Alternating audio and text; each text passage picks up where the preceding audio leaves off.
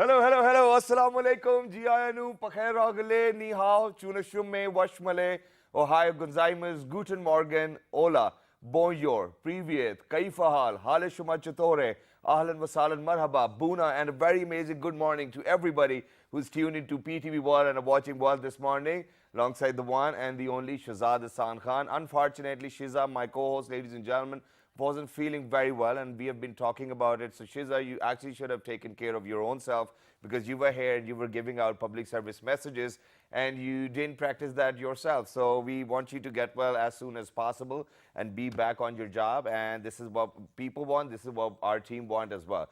But other than that, ladies and gentlemen, I think I'm going to reiterate one more time, and that is that, that the weather over here in Islamabad, in fact, in the entire Pakistan, is changing.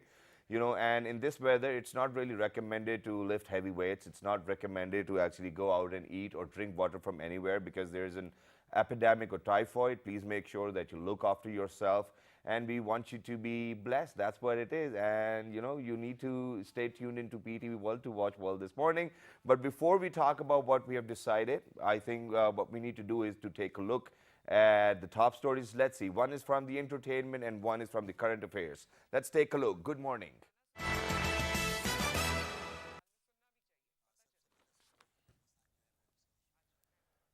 National Assembly will elect the Prime Minister today. Imran Khan and Mr. Shahbaz Sharif are the two candidates for the Prime Minister-elect. May the best wins. But now coming down to a point where what are we talking about today? So ladies and gentlemen, today it is for the very first time that we are going to discuss this topic. Now, I think this is where I'm going to start from. Now, the media has a lot of impact on us, on the general society or the public. That's how we call, and the way people understand. But when we talk about media and when we talk about news reporting, it is dependent on the international processes in order to achieve its social impact. But whenever we talk about social impact or probably the international processes, what comes down is that we actually need to talk about the sources which generate information, and then they go to the media houses, and then they are being disseminated too as well. But it is highly dependent on the political decisions or the type of environment we are in. And then talking about other factors, I think there are different facts. There are even social procedures. There are political decisions, which I talked about earlier as well. So whenever we talk about conflict reporting, there's always another narrative where people say that people only talk about whatever agendas they have, or people are mostly usually inclined towards other probably media houses who are more powerful as well, and they want to put in the ideas in people's head too as well. So this is what we are discussing. What are the characteristics we need to keep in our head? And then other than that, how important it is to evaluate and then the devaluation of the facts too as well. Because half of the time, what we do is when we switch on the television, whatever news is out there, we start to believe in it. Not even television these days. We've even got social media, which has got a greater impact, I think, because these days, I don't think that people really are sticking to the television. There are new modes, there are new mediums, and we really need to incorporate them to be at par as well. So to discuss this, I'm very glad that, our guests have actually joined us from abroad too as well. So on my right-hand side, we have been joined by Professor Dr. Hayuma, who is from the State University of Frostburg. Hello, how are you? Assalamu alaikum. Walaikum salam. Alhamdulillah. Thank you very much for joining us. And alongside Dr. Hayuma, we have been joined by Professor Dr. Shahira Fahmi, who is from University of Arizona. Hello, how are you? Assalamu alaikum. Walaikum salam. Thank you very much for joining us. And last but not the least, ladies and gentlemen, we have been joined by Professor Dr. Sayyid Inamur Rahman from Islamic University. Hello, assalamu alaikum, how are you? Thank you very much for joining us. So let's get the conversation started. First things first, whenever we talk about media reporting or whenever we talk about conflict reporting, what are the characteristics we need to keep in our head while we are viewing the news itself? First of all, I think medium report is not really neutral. All right. So that's why you can imagine medium report is basically about politics. Yeah. It's basically about money. Also, it's about political regime, as you mentioned, and also it's about religion, culture, even resources. Yeah. For example, when you cover Islam, right, you can use both cover, and reporting, right. So you can cover something, you can report something, right. When you cover some like a specific ethnic conflict, religious conflict, in specific regions. Of course, different countries, different channels, even different individuals, they have preference affected by their personality, their religious cultural background, their affiliation, their research, and even, of course, our political regime. Yeah. So that's why I said it's really complicated nowadays to really understand the nature of medium reporting. So especially in many Muslim regions, as we say in Darfur region, in Syria, in Iraq, Yeah. in Yugoslavia, in Rohingya. So sometimes when we watch the news, you really got to be careful. You are watching BBC or CNN, you are watching Indian medium, Pakistan medium, Chinese medium, Syrian medium, Turkish medium, because every party, they have their own interest in Yeah. the same region. They have different angles. Exactly, that's what it is. But let me just move on to ma'am over here. Now, ma'am, what I want to ask is that in the beginning I've said that these information sources actually raises a lot of questions. Now, let's get down to the point. Who are these information sources most of the time in terms of conflict reporting? I think when it comes to conflict reporting, I think you need to go back to what is going on and how we got there. I think there are economic factors, social, and cultural factors that contribute to the dominance of what we call war kind of reporting. Yeah. And war kind of reporting is the kind of reporting that focuses on differences between parties and looks at violence as a resolution. And this kind of evolved because of the growth of mass media, especially in the 19th century, when news advertising became really important. Yeah. So then the revenues became really important. So then you had to cater to appeal to the audiences. And this kind of led to two really important factors. One is the set of conventions that led to stories that need to appeal to the general masses. Yeah. And two was the speed. You had the evolving, the 24/7 news. So they became really hard to report for news agencies and news organizations to report the whole story. So I think we kind of need to have a holistic approach when we consider this. But unfortunately, that's not what's happening, and it's 2018 already. We talk about technological advancement. We Right. talk about, I think, solar-powered cars today too as well. But other than that, what I feel is that I think that the channels are actually fighting over TRPs and ratings too as well in terms to Right. get the viewership. Now, I don't think that it can be holistic in any way, or it can't be biased in any way. So how do you think that we can correct these dimensions of the media houses who are involved in these practices? Well, there are, the solution, of course, is not very easy. And I think our role as academics to try to preach perhaps ways that we can achieve this. And one way that, academics have come up with is something called peace journalism. Yeah. And peace journalism, there are specific, criteria that journalists should consider. And of course, these things take time and take effort. And so they at least need to be aware of these issues. Exactly. Let me just move on to Professor Dr. Saeed Anamur Mansab. So I'll be more precise, and I want to talk about Pakistan over here. So now, we have seen in the last 5 years that there were different media houses supporting different political parties and different agendas, or maybe of their own as well. So there are different narratives. Everybody has got their own say. We have got more than 80 to 90 channels. Do you think that the practices within Pakistan of the media houses are really at par with the practices of the global arena, or do you think that we really need to step up in the game? This is a very important question, and we have different versions. Like in international media, we are being portrayed very differently. Okay. Our local journalists, they have different versions. So now the social media is in this process. They have also their own stories. But as far as your question is concerned, balanced reporting is missing. Balanced reporting, like you said that every media have follow or they are strict to some sort of affiliation with different groups, and we have some restrictions as well, like on the border areas, reporting for Afghanistan, and here when we cover some conflict, so we have some restrictions. But when we watch our stories in the international media, they have their own version, because they have their own needs. So now the time is arrived that social media is also there, because every individual give their own stories. So there should be a balance that what are happening and how they are being reported.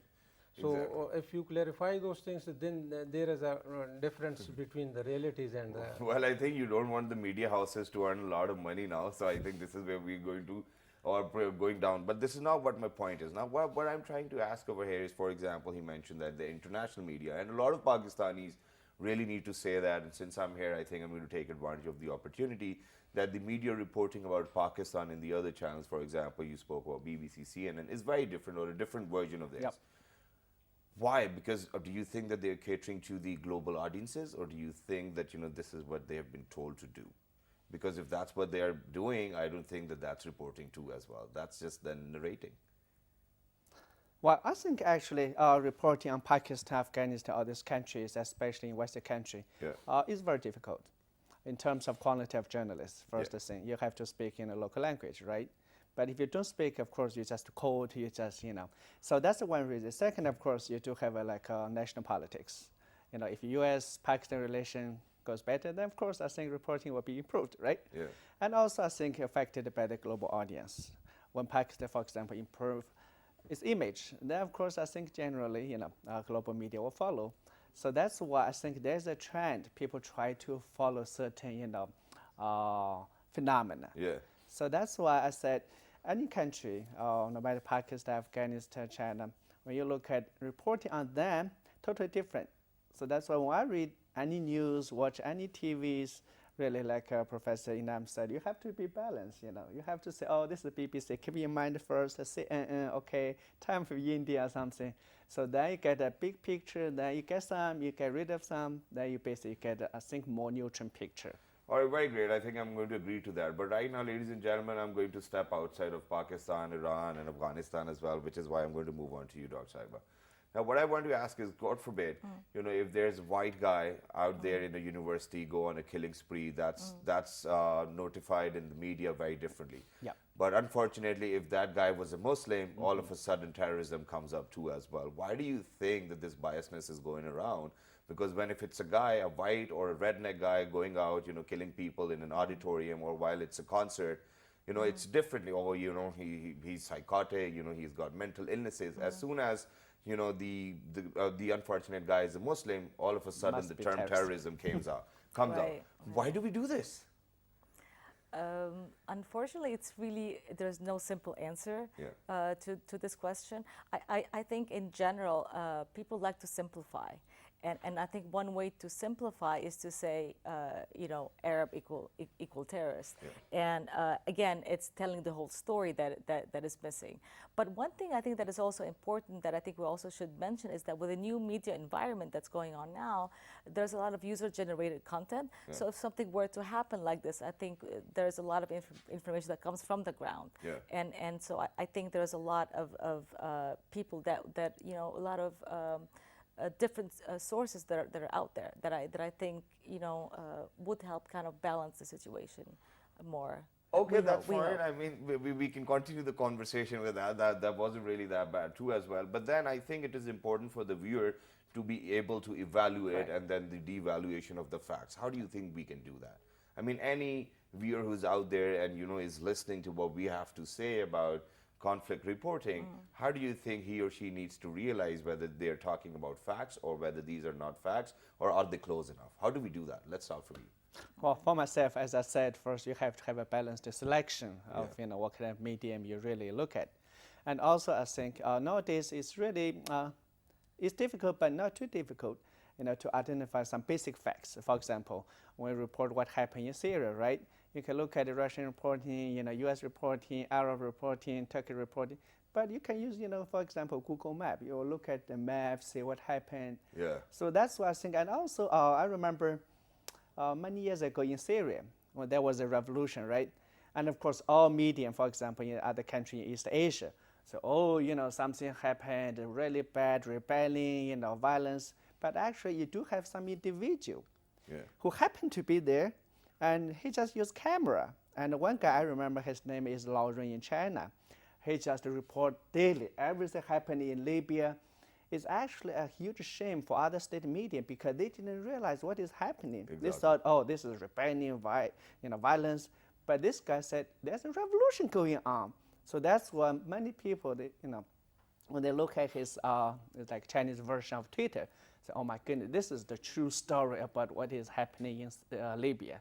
So we have more and more options, I think, to get. Let's see what's your take on this. Yeah, I mean, again, the new media environment provided us with two-edged sword. Like on one hand, we have all this information that's coming out. On the other hand, we don't know if it's true or not. Yeah. But again, like you mentioned, there's a lot of resources out there for us to evaluate. I think we're not short of resources. First at least, find out who is the person that is putting the information out there.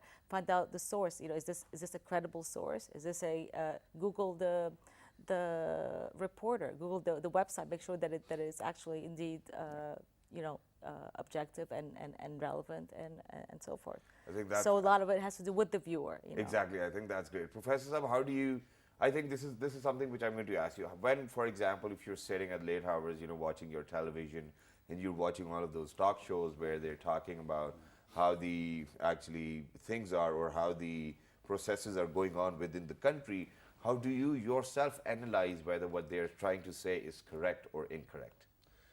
In the capacity of a reader or audience, I have to check that information with so many media houses because they have different versions. Okay. If I check with the state media, state media is very responsible and they care for the image and they are also conscious to provide right information because other international media also contact the state media for reality. Exactly. But private media, they have different versions, and the social media, it is for the reader or for the audience, it is quite confusing to make it sure that what is going on and what is the reality and what is the mediated reality. Yeah. So now, with the passage of time, awareness is increasing. Training are being conducted to train the journalists. Now, this situation is becoming clear that the reader needs a real story and what is the exact reality. So now improvement is there. People are becoming conscious. No, but now over here, what my point is that, for example, if you go out to evaluate the facts, what happens is that you end up having an argument with the other media houses personnel too as well, where they'll be blaming you or you'll be blaming them, hence ending up in a controversy, which is definitely not good for a country too as well. So how do we actually, kind of miss that spot where we do not fall into a controversy, where everybody does not get to speak? Because I'm going to give you an example of it. It's a very small one. So over here in Pakistan, we do have more than 15,000 to 20,000 tea cafes, small tea, corner shops. Yeah. So what happens is, for example, if you're going to go have a cup of tea with that guy who actually makes tea, tea might not taste very well, but he's got a good grip on politics. So, my point being over here is what he's supposed to do is make tea, not in fact talk about politics of what's going to happen or what's not going to happen. Right. When you think that the information falls into the hands of the people who are really not that, who've not got that exposure or not that trained or skilled, what do you do? What do you think that they do with that information? Well, very good point. When we talk about tea house, right? Yeah. People talk about politics, spread news. And actually, I realized, for example, in China, nowadays the best news actually come from WeChat. All right. Yeah, that's a Chinese version. Okay, you checked. Yeah, Yeah. because you know why? It's so fast. And also it's very individual. For example, if I get some piece of news here, I just send to the chat room. Then people quickly spread, share. So that's why I said new technology really challenge the traditional medium. Yeah. That's also I think what Donald Trump said, fake news. He challenged all this big news Yeah, medium, right? somehow, so- Because he can use Twitter, say, hey, this is the news. That's not. So that's why he has like a tea house, chat room, other tools. But Really even, help people. even the tweets get deleted too as well if they're too much on the other side as well. Even the Facebook statuses get deleted by the administration of the Facebook or the Twitter. Right. So what are we talking about over here? I mean, how do you think that we're going to evolve and what will be the solutions? We'll definitely come back to that. But one more thing before we ask that, and that is, do you think that, if God forbid there's dictatorship in a country or if there's a democratic leader, do you think that it will have an impact on the conflict reporting too? I think that again, with the user-generated content that's available out there, I think the impact that individuals have and power has on the people has diminished and is diminishing. There are always resources that people can go out there and get information from. And also one thing I just wanted to go back to the previous topic, that is, I think we are witnessing a change in journalism, because the information that is really available out there, journalists were originally, for many, many years required to be objective. And I think more and more now the audiences are expected to, they're expecting journalists to actually offer an opinion, offer what their perspective is, what they think is the truth, and what they think should be the situation on the ground, as opposed to. I think opinion's great, but decisions are not. I think this is what I'm talking about, because journalists these days, what I've seen is that while they're on television, it seems that they carry a body language where they think that they are the decisions maker, they're not the opinion makers. So I think first of all, we need to collect them all and tell them to take an oath too as well, just like lawyers do or doctors do as well, because reporting actually needs to be it needs to be on facts. It needs to be on figures, which keeps on changing. But very quickly, because we have to wrap up this segment, what are your solutions or suggestions in order to achieve holistic conflict reporting? For me, I think really, as I said, we just talk about this different platform, Frontier House to chatting room. And also, I think it's really important to keep in mind, no news medium, any news agency can be neutral. So if you keep that in mind, you actually can check every fact, for example, from Google, right, from WeChat, right, from even individual who happen to be there. Yes. So that's why nowadays I think the price for telling lie seem to be more expensive. Exactly. So that's why no matter New York Times, Washington Post, or any other big medium or BBC, it's really hard for them to exaggerate to tell. Right. So I think for the long run, all this media, they have to be more neutral, but not absolutely. Yeah, you have check and balance. So that's not going to happen. Okay. What about you, ma'am? I think that for news organizations, they should have journalists really understand the conflict and not just send people, like what they call parachute journalism. They should really be there, understand prior the situation, understand what are, the causes of the conflict, because very much if a conflict is ongoing for many decades, it gets lost. No one really knows what are the origins, and avoid things, like us versus them. There are usually complex causes and situations that really cause the conflict, and I think this is the duty of news organizations to really provide that, and this is what we call peace journalism. Try to provide solutions. Amazing that is. So what about you? From academic perspective, media do not tell you what to think. Media tell you what to think about. So that about is very much important. I think that they don't even let you think. They're like, okay, this is decided. Go on, go back home now. And another point is that objectivity and subjectivity. So this is very much important, and in developed countries, it is being followed strictly. But here, even from every person who is on the front or who is in the media, even a layman can understand that there is subjectivity and objectivity is lacking. Yeah. So for conflict, you should focus on the reasons. We only tell the people that who won, who lost. So we are not aware about the reason, that we should inform the readers, we should inform the audience that what is the reason and how to be resolved. So peace journalism now is being promoted in this region, that how to use media for promoting peace in this region. And I think media can play a very pivotal role in promoting peace in this region, because this is a very strategic region. We have a Kashmir issue, and we should focus on that issue while using the concept of peace journalism in Pakistan. Exactly. Thank you very much for being with us. It was lovely to have a conversation early in the morning about how to actually, it was, ladies and gentlemen, very difficult for me to actually come up with these questions too, because of the fact that I know by heart. I'm going to justify my duty as well while being on national television, that there are a lot of journalists who actually do play with news, they do play with words, and then there are different meanings, and then there are different personal agendas attached to the news reporting too as well. But above all, I think what we need to do is that we need to give them space too as well, because they put their lives in danger for us, for them, just so that report can actually come out too as well. And since we are talking about peace journalism right now, I think in years to come, what will happen is that there will be individual media houses. In fact, probably there will be people, small groups of people working together to get the word out as well, so that they are not being actually dominated by any other bigger or larger media houses. That's something I think which suits me as well. That's what the solution is. So everybody out there can actually play a role in that too as well. And if there's anything, you can write to us. We'll be giving out the messages by the end too as well. But from now here onwards, we are going to move on towards a very different segment which has to do with our Bakra Eid as well. So from conflict reporting, we'll be telling you how to actually go and buy a goat. I mean, that's too different for me to do. Well, it's perfectly all right. Good morning.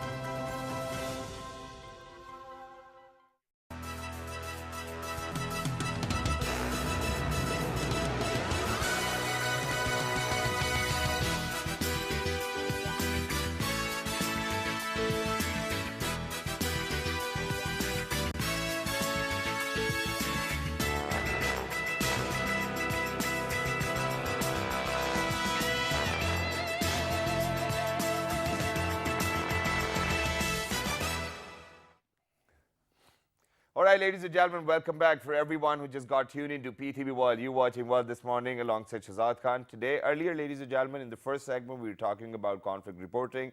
We were discussing the idea of peace journalism. I think that the idea is great and is going to work wonders too as well, but for that, people will have to step up so that there are no other pressures or there are no other people actually pressurizing you to say this or say that.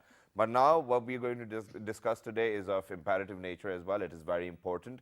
But then at the same time, half of the time we do miss out on that. A lot of kids these days are behind, or in fact asking their parents or begging their parents to please go get the cows, camels and the goats in the house, and we want them as early as possible because there are not many days left in Eid al-Adha. So what we have done is that we have decided to gather a team where we're going to talk about the precautionary measures which we need to take while we are going as purchasers, as buyers to the cow mandis too as well. And then when we bring in the animal, half of the time, since the weather is not great or probably we do not have an apparatus where we can actually have them in our houses. So what we have to do is that we have makeshift plans, either tie them or probably on the marble. That's where they have to stay till the time that, it's Eid. So now let's just discuss all of these things. I think it's going to be very important. And since it's mud out there, there are too many other epidemics, there are too many diseases. We need to ask these doctors who are over here in the studios to tell us about what precaution measures we can take. And if, God forbid, our animals fall sick, what do we do? And there's one thing which I want to make sure that you don't do it. That is, if you think that your animal's not doing right or, the animal's not feeling well, please make sure that you do not become a doctor yourself. Please take help from professionals. So on my right hand side, ladies and gentlemen, I've been joined by a veterinary officer who's none other than Dr. Sahir Zishan. Hello, assalamu alaikum. How are you? Walaikum assalam. Alhamdulillah, I'm fine. Thank you very much for joining us. Alongside Dr. Sahir, we have been joined by Dr. Madeha Tariq, who's a veterinary officer too as well. Hello, assalamu alaikum. How are you? Walaikum assalam. And last but not the least, he was here last time too as well. He's none other than Dr. Javed. Hello, assalamu alaikum. How are you? Walaikum salam, sir. Thank you very much for joining us. And we can see that people are bringing in a lot of cows and goats and camels, because I could hear them all night long as well. So let's talk about, for example, if there are families, if there are people who are planning to go to Mandi, what kind of precaution measures do you think we need to take? Okay, when a person has decided to bring the animal to their home, then first of all, they should wear the gloves or like masks on the faces, and before reaching the mandis. And when you have entered the mandis, you should have to take a look on the animals that they should not have any kind of visible disabilities on them. Or any kind of we will definitely talk about going to Mandi, but right now we haven't reached Mandi, so gloves And masks. Why do you think gloves and masks are important? Because what kind of there diseases can you get from them? Because many kind of zoonotic diseases that can be transferred from animals to human. Okay. So we should have to take care before entering the mandis. Okay, that's cool, and I think people out there are listening to us as well that it is very important that you wear gloves and you wear masks, that there are a lot of zoonotic diseases. I don't know which diseases those are. Which diseases are zoonotic diseases? Many kind of diseases are zoonotic. You can say brucellosis or tuberculosis. Tuberculosis, I can or relate to that. Many other diseases, even Congo fever too. But thank you can God, get it there's, from there's them. no reporting of Congo fever this time. Alhamdulillah. But let me just move on to Dr. Madhya now. So now, Dr. Madhya, for example, we've reached the Mandi. Now it's time for us to actually decide that which cow or which camel or which goat to buy. So you can tell us about cow and goat, and Dr. Javed can tell us about the camels, right? Okay. So how do we check whether he or she is healthy or not, whether is she suitable for sacrifice or not? Okay.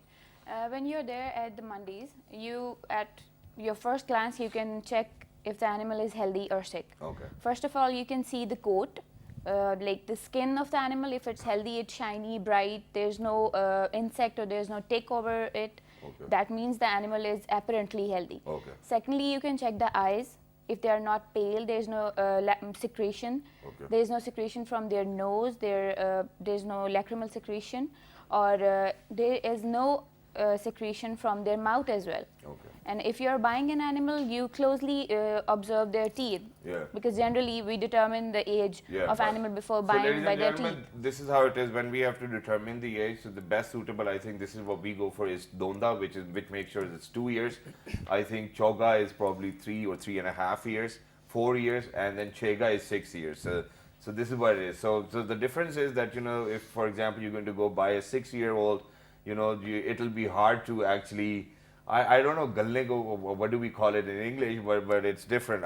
But it'll be still a bit raw. For example, I think that the meat's going to be a bit raw. It's hard to cook. If you come down to 4 years, it's lesser hard to cook. And then if it's 2 years, on point. Yeah, go ahead.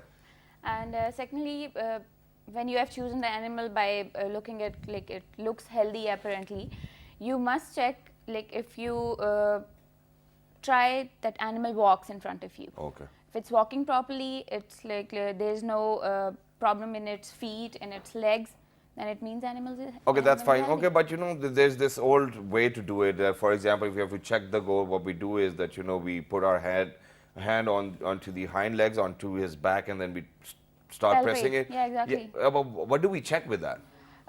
There are certain diseases, like if we talk about tuberculosis, there are certain outgrowths, or you can say there are certain tumor kind of things, Okay. in simple language, under the skin. Yeah. We check that. There are many flies which reside behind, like under the skin. Okay. They also form such kind of tumors or skin outgrowths. Yeah. So we check that by Okay, palpating and the it is skin. very important to do that too as well, because just tell me, if we, God forbid, unfortunately, we bought one of those animals who had a tumor or excretions, do you think that the mutton of it is actually going to, or the meat of it is actually going to have a difference or an impact on our health too? Yeah, exactly. There are certain diseases which don't only affect the skin. Okay. If it's about flies or if it's about certain insects that are residing under the skin, they would only affect the skin. Okay. But there are certain that particular bacterial, animal. Yeah, exactly, of that particular animal. But if the disease is about, like, contagious, or if it's infective disease, it would obviously affect the blood and the meat as well. All right. And if we are cooking it, certain viruses or bacteria don't even die if we cook at that Yeah. high temperature, like we do in, like, our cooking methods. Exactly. We cook the meat on very high temperature, Yeah. but still certain germs don't die even. All right. So we have to check the animal that if it's not carrying, like, that disease, if you call it tuberculosis Yeah. or disease like that, then it's okay. I think we really Animal have is to be healthy. careful. But moving on to Dr. Javed over here. So let's talk about camels today. I've always been in love with camels because they're too up high as well, and they do not really hurt kids or, if you have to actually handle them. So how do we check for a camel? First of all, you have to look with the naked eye. If there is any kind of issues with the skin, You can check the rough skin. If there is rough skin, you can check the lacrimation, tears coming from the eyes. You can check the secretions from the nose, Yeah. from the mouth. These are all the things which you can check in all the animals which you go and check for your sacrifice. Okay, So that's these right. are all signs which are very common for all. These are not specific for the camel. Okay. But camel and you have to check the walk of the camel for 10 minutes at least, because if the camel was lame, he was ill, and animal has been given some medicine to check that issue, then you should check. You should go and check the animal's walk. If he is properly walking, then you can take that animal to home. Yeah, this is what I wanted to ask, because there's a lot of quackery within the mandi too Yeah. as well. People cheat with the teeth Yeah. too as well. People cheat with the horns. So how do we check that? There are experts sitting there. So for example, belonging to can you just convey to all our viewers out there, please Yeah. look into the camera and tell them that, you know, there have been situations where people say, oh sir, it is now 2.5 years old, but it's still a donda or something of that sort, and then there's one teeth which is just half of it, and then there are two grown up too as well, but you can see that the width of the teeth is just quite fine, or the tooth is just amazing, and he is probably lying. So how do we check that? Because it gets very Let confusing. me clear it that people are very tricky. The people coming on mandis are very tricky, so you should take an expert with you to check that. The point is, which I am going to tell you, that we are having vets and veterinarians there at the spots, at the sale points, which have been nominated by the government. Okay. So go there, experts are there waiting for you, the vets. They can tell you about the health of the animal, they can tell you about the teeth of the animal. So there are our experts, veterinarians are there. We are having our teams at the sale points, at the entry points of the districts. Okay. So you can go and take help from them. Wow, that's great. So Yeah. let me just come back to Dr. Saher over here. Now, Dr. Saher, what we've done is we went to the mandi, you know, we purchased the goats, now we're back home. And the one problem which a lot of people faces is that when they bring the animal to their houses, it usually is not eating anything. So what do we do about that? And you know, there are a lot of people who might even go through this situation. So if the animal's not eating, for example, whatever desired diet we're putting in, what do you think we need to do? Okay, first of all, their environment is changed. Yeah. Their owner is changed, and their feeding habits or the things which were offered. The routine is changed. Yeah, the things which were offered to him earlier that are not being offered by us. That's why general practice is that we should have to offer them that is naturally being given to them, like green fodder, hay. You can offer them cotton seed cake, but Cotton don't seed give them. cakes? Wow. But don't give them the bakery items or loaves, as most of them will create the acidosis like condition, and in that condition the animal may die. at But the I've seen end. a lot of people feeding their animals with flour, you know, what we call pedas, you know. Do you think that they're dangerous for animals? Which we make chapati out of? You should not offer it to the animals. You should give them, as I have told before, you should have to give them green fodder, hay, or all the things which are naturally being taken by the animals. Okay. And you- all the prepared form, all the But you know, prepared. urban life is very different. All we get is, Yeah. you know, whatever the people are selling on the roads, because we cannot just go out, and it's going to be way beyond our access too as well. So whatever we get, I mean, I don't know what we call it. No, Well, ultimately the animal will turi, suffer. I guess, you know, this is what I know, patte, and then there's chara. These are the only three things Yes. which are available. Yes, but you have seen that children offer them many of the things which they Whatever they are eating, they offer it to the Yes. goat too as well. Yes. A salient feature which we have to identify that animal are close to the nature. They should not be meant for. They are not meant for the urban life or. I mean, the goat's not going to sleep with me in my bed. I mean, I know for sure. And they should be tied on the. They should not be tied on the compact floor. They should be tied on the soil. And if that's the soily only place. solution, I think what you can do is probably put some pate and turi and all of that on the floor too Yeah, as well, because just the to make them slippery floor comfortable. will be dangerous for them. Exactly. So very quickly, two last questions. One thing, how do we actually check when we went to the mandi whether the animal's pregnant or not? And then for you, God forbid, if the animal's sick when you brought it back home, what to do? So let's do it very quickly. Okay, that is very technical thing. Okay. You cannot check it by yourself, and Okay. no other person, no other layman can check it. So There that- are professionals sitting at the mandis. There are veterinary doctors, veterinary assistants. There are medical camps actually. Okay. At every sale point where animals are. So we bought can by get the it checked. we can That's get it. So them checked. our layman Exactly. can never do that. No. She's not giving away the secret, ladies and gentlemen. Oh, okay, that's cool. Very quickly. So if we brought the animal to our house, the animal is not doing great. It's not getting up. And we see that there's a problem. What do we do? Because I've seen a lot of people, mixing Disprene, Panadol, whatnot, No. giving it to the goats, and the goat died next day. Let me tell you that let me tell a number which is toll free from Government Sure. of Punjab, 080009211. Okay. You can 080009211, ladies and gentlemen, is the number. If you think that there's an emergency related to your sacrificial animal or any animal, Yeah. just call them. This is our toll free number.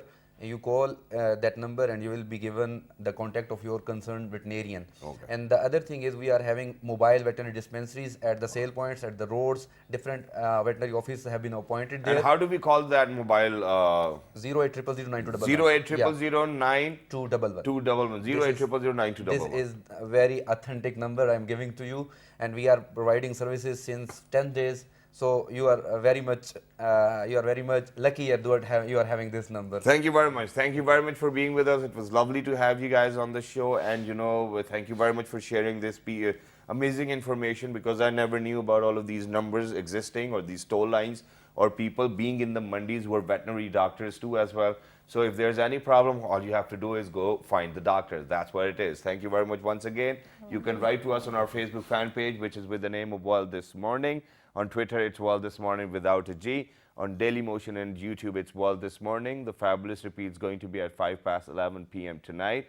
And for Eid, ladies and gentlemen, we have planned a lot of different shows, so please make sure that you stay tuned to PTV World as well. You're watching World This Morning. 1, 2, 3, good morning.